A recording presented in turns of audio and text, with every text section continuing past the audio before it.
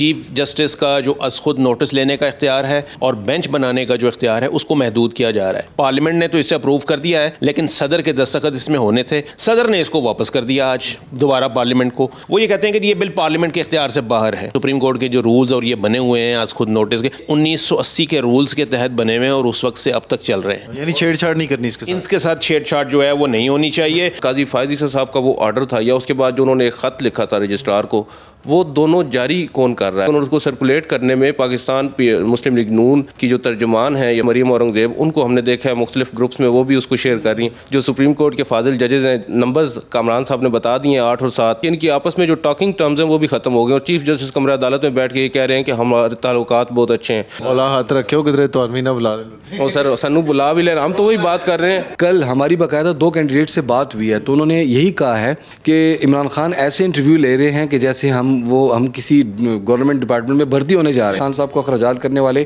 لوگ بھی بہت پسند ہیں. علی امین گنڈاپور گرفتار ہو گئے, خان صاحب پریشان ہو گئے. زلفی بخاری گرفتار ہوئے, خان صاحب پریشان ہو گئے. اعظم سواتی گرفتار ہوئے تو خان صاحب پریشان ہو گئے.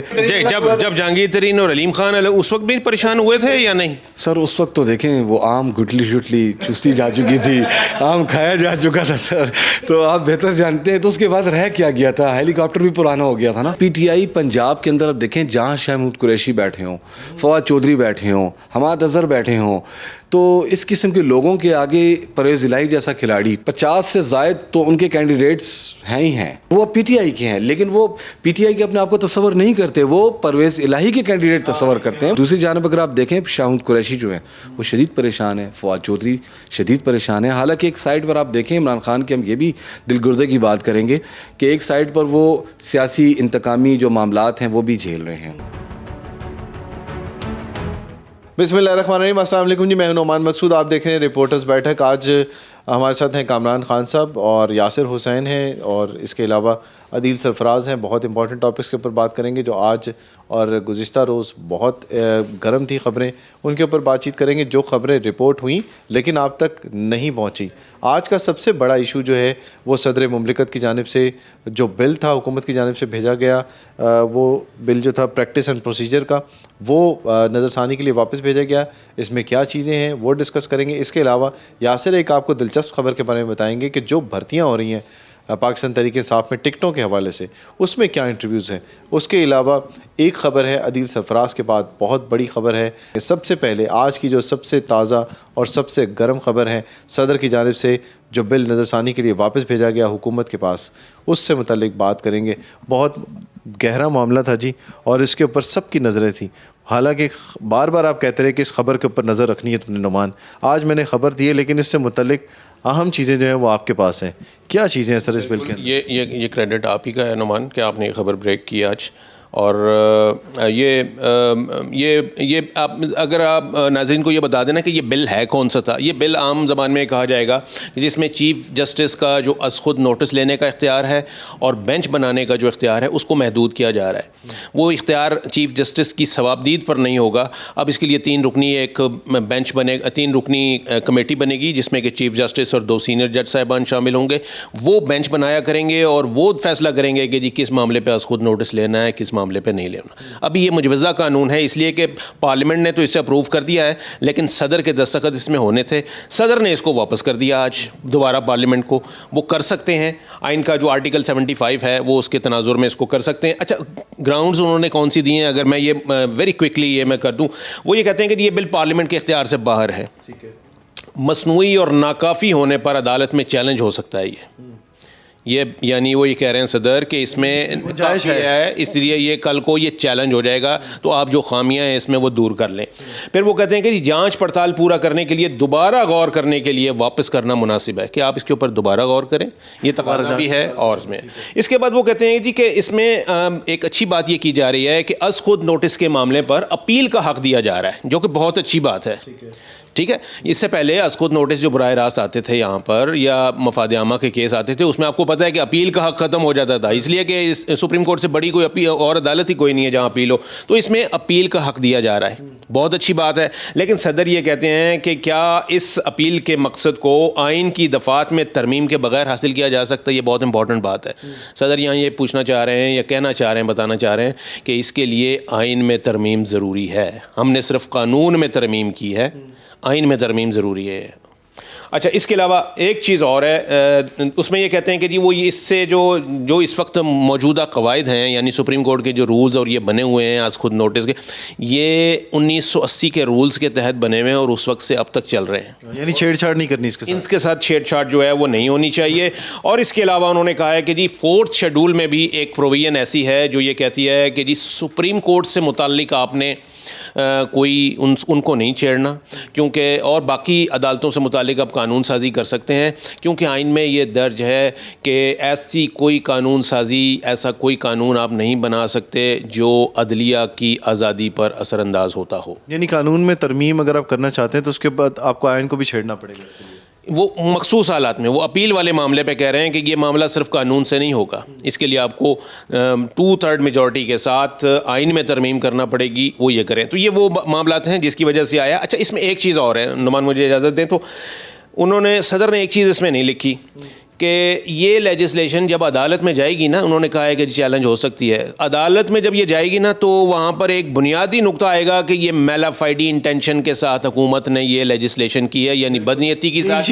اس کی وجہ یہ کہ حکومت کا کیس جو ہے وہ سپریم کورٹ میں لگا ہوا ہے چیف جسٹس کے سامنے, از خود نوٹس کے تحت ہی لگا ہوا ہے, اور وہ از خود نوٹس کے اسی اختیار کے خلاف جو ہے نا وہ قانون بنا رہے ہیں. تو کیا یہ بدنیتی نہیں ہے کہ آپ کا کیس لگا ہوا ہے اور آپ جو ہے وہ اس سے متعلق نیا قانون لا رہے ہیں؟ تو یہ وہ چیز ہے جو عدالت میں سامنے آ سکتی ہے. اس کو کس تناظر میں دیکھتے ہیں آپ؟ گزشتہ روز جو عدلیہ کے خلاف بہت سارے بڑے بیانات دیے اور اس کے بعد اب صدر کا یہ بیان سامنے آ گیا, آپ سمجھتے ہیں کہ یہ اس طرح سے صدر کی طرف سے یہ بھیجنا بل کو دوبارہ نظر ثانی کے لیے کوئی اثر انداز ہو سکتی ہے اس معاملے کے اوپر, جس طرح سے عدلیہ کو کرٹیسائز کیا جا رہا ہے 2 دن سے؟ نہیں دیکھیں نعمان, سیدھی بات ہے, عدلیہ میں جو پولرائزیشن ہے نا وہ اس وقت اتنی واضح ہے جو اس سے پہلے شاید ماضی میں کبھی ہمیں نظر نہیں آئی. بہت واضح, یعنی بندوں نے گن کے رکھے ہوئے ہیں کہ یہ 8 جج ایک طرف اور یہ 7 جج ایک طرف. اتنی ڈیوائڈ ہمیں پہلے نظر نہیں آئی. دوسری بات یہ کہ جو اس وقت عدلیہ سے متعلق جتنے بھی بیان بازی ہو رہی ہے اور پارلیمنٹ کے اندر, پارلیمنٹ کے باہر, جلسوں میں اور میڈیا کے اوپر, یہ بھی اتنی زیادہ جو ہے نا وہ نہیں ہوتی. میں پھر پہلے بھی میں کہہ چکا ہوں کہ اتنی زیادہ اگر کسی اور دور میں جہاں جب جوڈیشل ایکٹیویزم جو تھا وہ عروج پر تھا اگر ہوتی تو یہ سب کے سب جو ہے نا اس وقت عدالت کے کٹہرے میں ہوتے اور توہین عدالت کی کارروائی بھگت رہے ہوتے. عدیل یہ بتائیں کہ آپ اس وقت فیلڈ میں ہوتے ہیں زیادہ, صحافتی حلقوں کے اندر اس معاملے کو کس طرح سے دیکھا جا رہا ہے؟ جس طرح سے ابھی کامران صاحب نے بتایا کہ حکومت ایک طرف ہے, عدلیہ ایک طرف ہے, 3-4 بینچز مطلب 7 ججز ایک طرف, 8 ججز ایک طرف, اور فیصلوں کے اندر بھی اثر انداز ہونے کی کوشش کر رہی ہے حکومت. تو کیا آپ کو نظر آ رہا ہے اور وہاں پر رپورٹرز کیا کہتے ہیں اس معاملے کے؟ سر, ہم رپورٹرز تو اس وقت اسپیکٹیٹرز کا کام کر رہے ہیں, ہم لوگ انجوائے کر رہے ہیں. ایک ان فائٹنگ ہے اور اس کے بعد ایک پارلیمنٹ ہے جو ججز کے اوپر تابڑ توڑ حملے کر رہی ہے, اور جس کا جواز بھی میری انڈرسٹینڈنگ میں ججز خود پرووائڈ کر رہے ہیں. جو نوٹس آ رہے ہیں آپ کے سامنے, جو فیصلے آ رہے ہیں, متنازع چیزیں ہو رہی ہیں, ان کی ٹائمنگ بہت زیادہ امپورٹنٹ ہے, اس کی سگنیفیکنس بہت زیادہ ہے. اب جو نوٹ آپ ہم بات کر لیں جسٹس اطہر من اللہ کے اس نوٹ کی, جسٹس اطہر من اللہ کی آپ کریڈیبلٹی کے اوپر کوئی شک نہیں کر سکتے, ان کی قابلیت کے اوپر آپ کہہ سکتے ہیں کہ بہت قابل جج ہیں. مگر جو ججز ہیں مجھے یہ لگ رہا ہے ان کی جو ان فائٹنگ ہے اس کو ایکسپلائٹ کر رہی ہے پی ڈی ایم کی جو موجودہ گورنمنٹ ہے.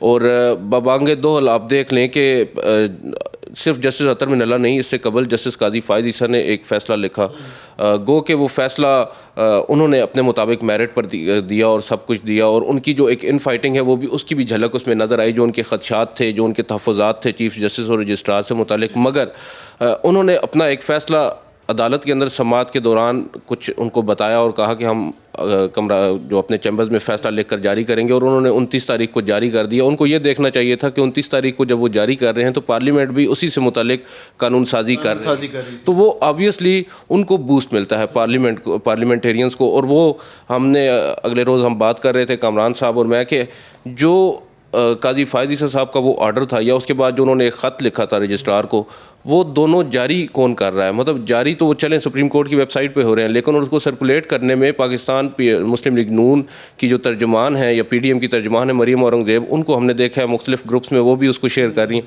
تو موجودہ جو صورتحال ہے اس میں آج بھی ہماری کچھ بات ہو رہی تھی، کچھ سینئر جرنلسٹ جو کہ اب جیسے کامران صاحب ہیں نا، جو پہلے سپریم کورٹ کیا کرتے تھے، ان سے جب ہماری بات ہوئی تو موسٹلی نے یہ بات کہی ہے کہ اب ججز کو جو اپنی درمیان جو ان کی ان فائٹنگ ہے نا، یا اپنے درمیان نیگوسیشنز ہیں، اس کو انیشیٹ کرنے کی ضرورت ہے. ججز کو، پارلیمنٹیرینز کو آپس میں مشاورت اور آپس میں بیٹھ کر جو گرینڈ ڈائلاگ کے وہ ان کو مشورے دیتے ہیں، دراصل پہلے وہ خود اس پر عمل کر لیں، ایک اپنا جو ہاؤس ہے اس کو ان آرڈر کر لیں، اس کے بعد پھر پارلیمنٹیرینز کو مشورے دیتے پھریں تو وہ اچھے بھی لگیں گے. اب تو جو موجودہ صورتحال ہے اس میں آپ دیکھ لیں ججز کی اپنی کوتاہیاں ہیں، ان سے انٹینشنلی ہوئی ہیں یا انہوں نے ان انٹینشنلی کی ہیں، مگر ایک بات تو طے ہے کہ اس تمام تر صورتحال کا فائدہ موجودہ حکومت اٹھا رہی ہے اور بہت اچھے طریقے سے. چیف جسٹس نے واضح نہیں کیا تھا ایک بار، آپ نے خود ہی خبر دی تھی کہ جی ہمارے جو آپس کے جو معاملات ہیں وہ بہت بہتر ہیں، اور اگر کوئی چیف جسٹس واضح تو کر چکے ہیں، کمرہ عدالت میں وہ واضح کرتے ہیں، لیکن میری اطلاعات کے مطابق میں آپ کے ناظرین کے لیے بتا دوں کہ ابھی بھی جو سپریم کورٹ کے فاضل ججز ہیں، نمبرز کامران صاحب نے بتا دیے ہیں 8 اور 7. اب دیکھیں یہ ایک چھوٹے سے بچے کو بھی پتہ ہے جو سپریم کورٹ کبھی گیا بھی نہیں ہے. دوسری جانب جو سب سے امپورٹنٹ چیز یہ ہے کہ اب معلوم یہ پڑ رہا ہے، کل سے اطلاعات یہ آ رہی ہیں کہ ان کی آپس میں جو ٹاکنگ ٹرمز ہیں وہ بھی ختم ہو گئے، اور چیف جسٹس کمرہ عدالت میں بیٹھ کے یہ کہہ رہے ہیں کہ ہمارے تعلقات بہت اچھے ہیں. گو کہ انہوں نے بلایا تھا جسٹس قاضی فائز عیسیٰ کو اپنے گھر پر، جسٹس منصور علی شاہ کو، جسٹس اطہر من اللہ کو افطار پر، مگر اس افطار پر جو گفتگو ہوئی ہے وہ تو انہوں نے نہیں بتائی.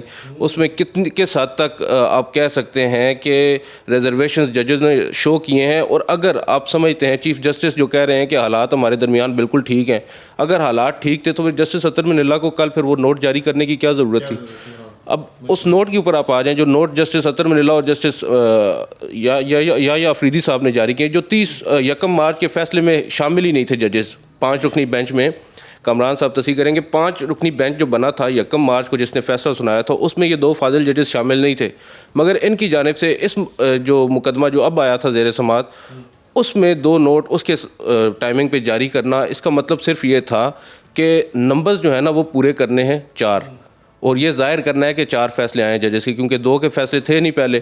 وہ جب نمبرز 4 پورے ہوئے ہیں تو کل مریم اورنگزیب نے اپنی ٹویٹ میں لکھا ہے، وہ جو اپنا انہوں نے پریس کانفرنس کی اس میں بولا ہے کہ دیکھیں اب 4 فیصلے پورے ہو چکے ہیں. میں کئی روز سے یہ بات کر رہا تھا کہ ان فیصلوں کا صرف اور صرف جواز یہی ہے کہ نمبر پورے کرنے، اور وہ نمبر پورے ہو چکے ہیں، اور اب اس پر پولیٹیکلی کھیلا جائے گا. دیکھیں اس پہ ججز کو بھی سوچنا چاہیے نا کہ وہ اپنی طرف سے تو چیف جسٹس کو نشانہ بنا رہے ہیں، چیف جسٹس ان کے عطاب میں زیر عطاب ہیں، لیکن نقصان تو وہ ایونچولی اپنے ہی. اولا ہاتھ رکھے ہو کدھر تو آدمی نہ بلا لیں. اور سر سنو بلا بھی لے رہے، ہم تو وہی بات کر رہے ہیں، ہم وہیں ہوتے ہیں، لیکن ہم تو جو بات کر رہے ہیں وہ واضح ہے نا، ہم تو فیکچوئل بات کر رہے ہیں، کوئی ایسی بات تو نہیں کر رہے جو من گھڑت میں اپنی طرف سے کر رہا ہوں. انتظامی، سیاسی اور عدالتی معاملات کے اوپر اب پی ڈی ایم جو ہے وہ پورے طریقے سے جو چل رہے ہیں، لیکن پیپلز پارٹی بھی بڑی سیانی ہے اس معاملے کے اندر. پیپلز پارٹی بھی اپنی گیم کھیل رہی ہے. پیپلز پارٹی بیسیکلی سامنے آ کر نہیں، پیپلز پارٹی نے افتخار چودھری کو جیل لیا، اس کے بعد اب وہ اتنا رسک نہیں لیں گے.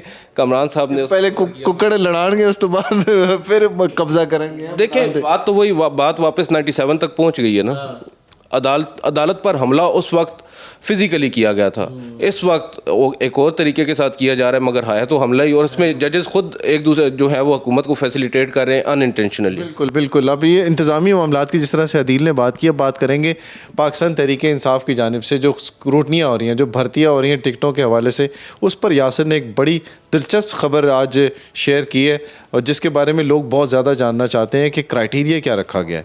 اب کرائٹیریا کے بارے میں اگر آپ سنیں گے یا تو آپ کو ہنسی آئے گی یا پھر آپ کو حیرانگی ہوگی کہ کرائٹیریا کیا رکھا گیا. یاسر، آج کی جو خبر آپ نے دی ہے وہ بڑی دلچسپ نظر آ رہی ہے کہ جی آپ چلتے کیسے ہیں، آپ کھاتے کیسے ہیں، آپ سوتے کتنا ہیں، آپ وہ نمازیں کتنی پڑھتے ہیں، کیا آپ نے دے دیا اس کے صادق اور امین کا کرائٹیریا ظاہر ہے. جی ہاں جی بالکل نعمان، آپ نے ٹھیک کہا. یہ سلسلہ 3 روزہ جاری ہے، کیونکہ 10 اپریل تک کاغذات بھی جمع کروانے ہیں، اور یہ ڈسٹرکٹ وائز انٹرویوز کیے جا رہے ہیں. اس میں آپ کو بہتر پتہ ہے کہ سفارشی بھی کافی بلکہ بہت زیادہ ہوتے ہیں، کیونکہ جو پنجاب کے جو پی ٹی آئی کے قائدین ہیں انہوں نے بھی اپنے نئے کینڈیڈیٹس کو میدان میں اتارنا ہے. لیکن عمران خان دیکھیں ہے تو اوبیسلی لیڈر ہیں، شاطر ہیں، انہوں نے تو اپنی طرف سے جو وعدہ کیا ہے ویسے ہی نبھانا ہے. تو جو کل ہماری باقاعدہ 2 کینڈیڈیٹ سے بات ہوئی ہے تو انہوں نے یہی کہا ہے کہ عمران خان ایسے انٹرویو لے رہے ہیں کہ جیسے ہم کسی گورنمنٹ ڈپارٹمنٹ میں بھرتی ہونے جا رہے ہیں. یعنی آپ یہ کہنا چاہ رہے ہیں انہوں نے گلا کیا ہے؟ جی بالکل, وہ پریشان ہو گئے ہیں. اور پریشان جو ہے خیبر پختونخوا کی جو انٹرویو دینے والے جب نیکسٹ اب آنے والے ہیں وہ بھی پریشان ہو گئے ہیں, کیونکہ سب سے پہلا سوال تو یہی کیا جاتا ہے آپ نے پارٹی کے لیے کیا کیا, آپ نے پارٹی میں کتنا وقت گزارا, آپ نے اپنے حلقے میں کیا کیا, 25 مئی سے لے کر جیل بھرو تحریک تک آپ نے کیا کیا اپنی کنٹریبیوشن کی, آپ نے اپنی یونین کونسلز حلقے میں کیا کیا, آپ کس کی طرف سے آئے ہوئے ہیں, آپ کا بیک گراؤنڈ کیا ہے. تو اس قسم کے جب سوالات کیے جائیں گے تو یقیناً کینڈیڈیٹ جو ہیں وہ پریشانی ہوں گے. اور زیادہ تر جو ہمارے جو ذرائع ہیں اور جو 1-2 کینڈیڈیٹ کی بات ہوئی ان کا جو کہنا تھا میں نے تو 2 سال پہلے پی ٹی آئی جوائن کی, مجھے کیا پتا میں نے کیا کرنا ہے کیا نہیں کرنا. اور ساتھ ساتھ پارٹی کے لیے جو اخراجات کیے جاتے ہیں, دیکھیں یہ سوال ایک اہم ہے اور خان صاحب یہ سوال سب سے کرتے ہیں, خان صاحب کو اخراجات کرنے والے لوگ بھی بہت پسند ہیں. تو یہی وجہ ہے کہ ہر لیڈر کو, لیکن خان صاحب کو بہت زیادہ پسند ہے. دیکھیں علی امین گنڈاپور گرفتار ہو گئے, خان صاحب پریشان ہو گئے, زلفی بخاری گرفتار ہوئے, خان صاحب پریشان ہو گئے, اعظم سواتی گرفتار ہوئے تو خان صاحب پریشان ہو گئے. نہیں لیکن جب جہانگیر ترین اور علیم خان اس وقت بھی پریشان ہوئے تھے یا نہیں؟ سر اس وقت تو دیکھیں وہ آم گٹلی شٹلی چستی جا چکی تھی, آم کھایا جا چکا تھا سر, تو آپ بہتر جانتے ہیں. تو اس کے بعد رہ کیا گیا تھا, ہیلی کاپٹر بھی پرانا ہو گیا تھا نا. یاسر آپ یہ بتائیے گا کہ اب خطرہ کس کو نظر آ رہا ہے کہ جی ٹکٹ نہیں ملنے والا؟ دیکھیں اندر کی خبر تو ہوگی آپ.